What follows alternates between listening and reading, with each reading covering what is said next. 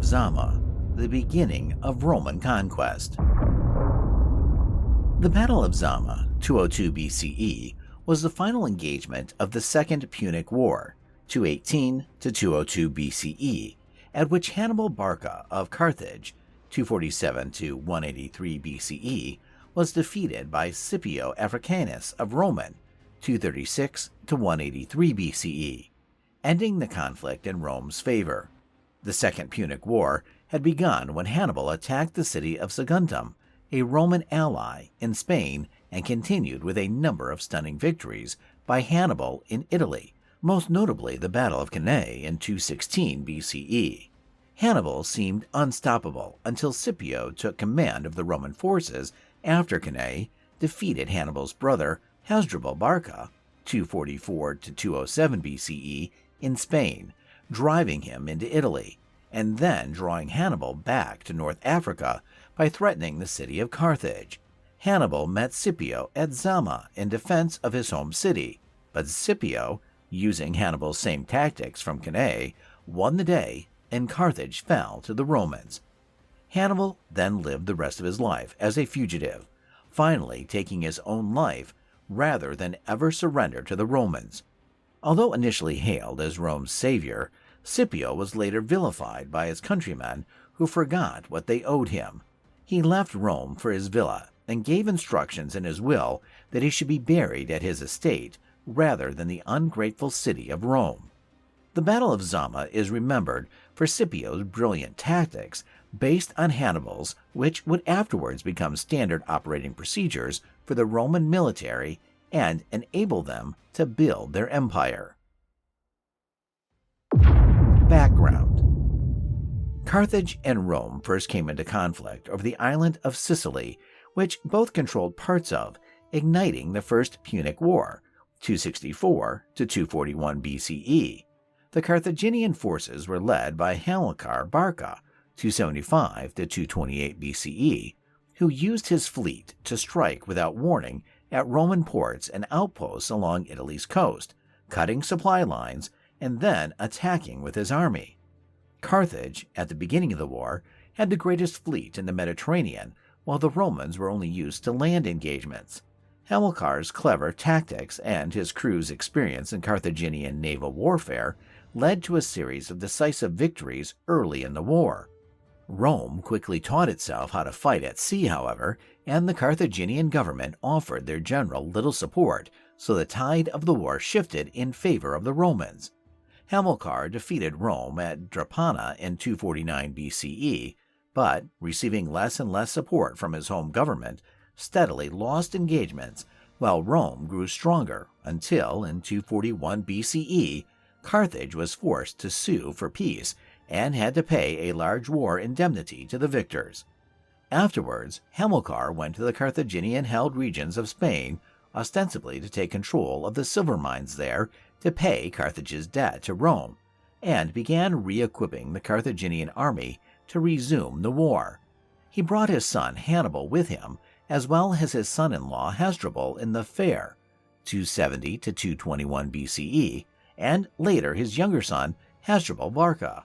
When Hamilcar died in 228 BCE, command of the army went to Hasdrubal the Fair, who favored diplomatic measures with Rome over military conflict.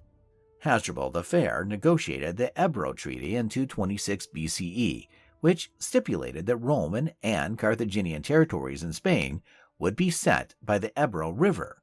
Rome would hold the regions to the north, Carthage the regions to the south, and neither would infringe upon the other's lands. Hasdrubal the Fair was assassinated in 221 BCE, however, and command went to Hannibal, who had sworn eternal enmity with Rome. Second Punic War and Cannae. In 218 BCE, the Romans initiated a coup in the city of Saguntum, which was south of the Ebro, and installed a government hostile to Carthage. Hannibal marched on the city, lay siege, and took it, which the Romans claimed was an act of war. They demanded Hannibal be turned over to them, and when the Carthaginian Senate refused, war was declared. Hannibal left his brother Hasdrubal in charge of the troops in Spain and marched his army over the Alps into Italy to bring the fight to the Romans. He defeated every Roman force sent against him, culminating in the Battle of Cannae in 216 BCE, where he lured the Romans into a trap. Knowing the Romans favored their traditional tactic of masking their heavy infantry behind the front line of their lighter infantry, with cavalry support from the wings, Hannibal formed a crescent formation with his light infantry at the center and his heavy infantry in a crescent formation. The Romans relied on the strength of the charge to break the center of an enemy's lines through sheer strength of numbers, and so, in this battle, drove toward the center of Hannibal's lines, which gave way before them. The Romans, encouraged, drove on, but the Carthaginians, who seemed to be retreating, were actually reforming to the left and right along the crescent. There was, therefore, no longer an actual center for the Romans to break, although it seemed there was, and by the time they realized their mistake, they were surrounded and the trap was closed. Out of the over 80,000 Roman troops on the field, 44,000 were killed and the rest scattered. Rome was completely demoralized and could find no general to step up and take command of what was left of the Roman army, as every general now seemed to feel that facing Hannibal in battle was a suicide mission. Scipio volunteered, though he was only 24 years old at the time and considered too young and inexperienced to stand a chance against Hannibal. He left for Spain with 10,000 infantry and 1,000 cavalry to engage Hasdrubal Barca, who had killed both his father and uncle at the Battle of Upper Baetis in 211 BCE. Scipio in Spain. Scipio led his troops against the city of Carthago Nova, New Carthage, in Spain in 209 BCE. New Carthage was thought to be impregnable owing to its fortifications and the natural defense of a lagoon protecting one whole side of the city. Prior to Cannae, Roman warfare relied largely on strength of numbers and sheer might of force in taking a city or driving an enemy from the field. Scipio, following Hannibal's lead of a thinking commander, gathered intelligence that the water level of the lagoon could be dropped to a considerably lower level through sluices, which allowed water in and out of the lagoon. The lagoon was used as a salt marsh for harvesting salt from the sea, and Scipio realized all he had to do was distract the city's defenders long enough to lower the lagoon's level enough to allow for a crossing of his infantry. Directing his second-in-command, Gaius Laelius, to mount a naval attack and sending his infantry against the gates of the city, Scipio seized on this advantage of the lagoon. He led a column through the water at low tide, after the sluices had been utilized, breached the walls, and captured the city. Scipio would continue on with the same type of strategy in his other engagements with the Carthaginian forces. In 208 BCE, Scipio met Hasdrubal Barca in battle at Becula and recognized that, in order to attack, he would have to send his troops across a small river to then charge uphill against a fortified position. Again, considering what Hannibal might do in such a situation, Scipio noted the dried gullies on either side of the plateau Hasdrubal had fortified, and so sent a lightly armed force straight ahead across the river and up the slope, while his main forces divided and drove toward the two gullies. The Carthaginians were focused on the center, moved to engage, and were crushed by the wings which struck from either side. Hasdrubal retreated with what was left of his army and followed Hannibal's course over the Alps and into Italy. Before he could join his army with Hannibal's, however, he was defeated by Gaius Claudius Nero, 237 to 199 BCE, at the Battle of the Metaurus, where he was killed. Nero then returned to trying to trap and destroy Hannibal, which he had been unable to do definitively thus far, while Scipio finished up his work in Spain. Battle of Zama. Scipio recognized that if he struck at Carthage itself, Hannibal would be recalled from Italy to defend it, and so withdrew from Spain and invaded North Africa in 205 BCE. After a siege, he took the city of Utica, allied himself with the Numidian king Massinissa, and marched on Carthage. Hannibal, who had been devastating Italy for the past 12 years, was recalled to defend the city. Scholar Ernest Bradford describes how the field of battle was chosen.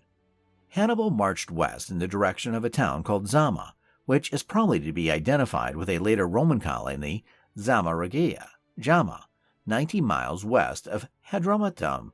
Reports had reached him that Scipio was engaged in burning villages, destroying crops, and enslaving the inhabitants of all this fertile area, upon which Carthage depended for its grain and other food. It can only have been this driving necessity that made Hannibal march after Scipio, for on the surface it seems more logical for him to have taken his army in the direction of Carthage and interposed himself between Scipio and the city. But the latter's systematic destruction of towns and villages and his present activities in the Carthaginian hinterland clearly precluded the ability of the city to feed a further 40,000 or so men, together with their horses and elephants, as well as its own teeming masses. The main cause, then, for the battle taking place where it did, arose out of a matter of supplies to the capital. Scipio knew what he was doing, and had quite deliberately drawn Hannibal away from the city so as to decide the outcome of the war in an area selected by himself, 196 to 197. Both armies numbered about 40,000 when they met on the field. In Italy, Hannibal had been forced to fight without elephants, most of whom had been lost in his crossing of the Alps. But now, back in Africa, he arranged his elephant corps at the front of his lines, followed by a continuous line of mercenaries, then Libyan allies, and finally his Carthaginian veterans from the Italian campaigns. To his left and right, he set his cavalry in the wings. Scipio also arranged his lines, but instead of a continuous, unbroken line across the field, set the soldiers in columns.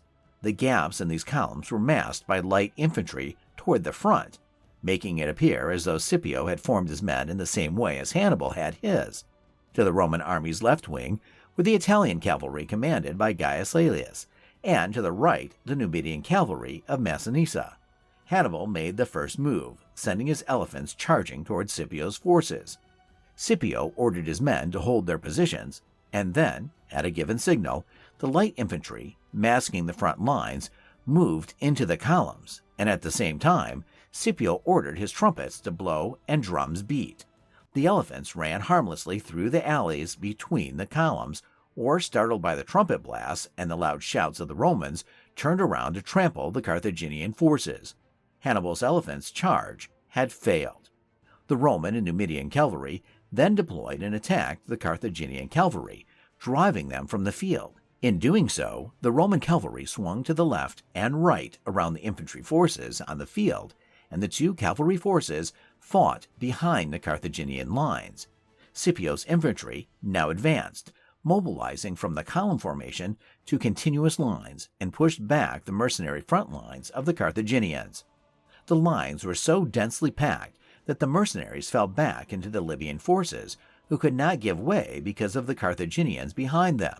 As the mercenaries were being crushed between the advancing Roman forces and the Libyans, they began to attack the Libyans to break through and escape. At the same time, the combined cavalry of Laelius and Massinissa returned to fall on the Carthaginian forces in the rear. Hannibal's forces were all but surrounded. 20,000 were killed and many more severely wounded. Hannibal himself escaped back to Carthage, where he told the Senate that he lost not only the battle, but the war, and suggested they sue for peace. The two generals met after the battle to discuss terms, and Scipio pardoned Hannibal, who then became chief magistrate of Carthage. Rome again imposed a heavy war indemnity, which was paid owing to Hannibal's skill and dedication to his new position, but the Carthaginians blamed him for losing the war and denounced him to Rome, claiming he was attempting to make Carthage powerful enough to challenge the Romans in a new war. Hannibal recognized he would probably be handed over to Rome and fled for Tyre and then to the court of Antiochus III, the Great, 223 to 187 BCE, of the Seleucid Empire, and finally to the court of King Prusias of Bithynia, where, in order to finally escape the pursuit of Rome, he took his own life in 183 BCE. Scipio, meanwhile, was also abused by his countrymen, who, forgetting how much they owed him, accused him of being a Carthaginian sympathizer in pardoning Hannibal, of accepting bribes, and misusing funds. He retreated to his estate in Laternum and was so disgusted by Rome's ingratitude that he left instructions in his will that he be buried there instead of in a place of honor within the city. He died of natural causes the same year Hannibal committed suicide. The Battle of Zama not only ended the Second Punic War, but it also established the Roman army as the greatest fighting force since the armies of Alexander the Great. At the Battle of Cannae, Rome had relied on traditional tactics, using superior numbers to crush the enemy, and from that defeat, Scipio understood that new arts of war were necessary. After Scipio's brilliant reforms to the Roman military strategy and tactics, the Romans would go on to conquer the known world. Zama, then, was not only the end of the Second Punic War, but the beginning of the effective campaign of conquest which would eventually launch the Roman Empire.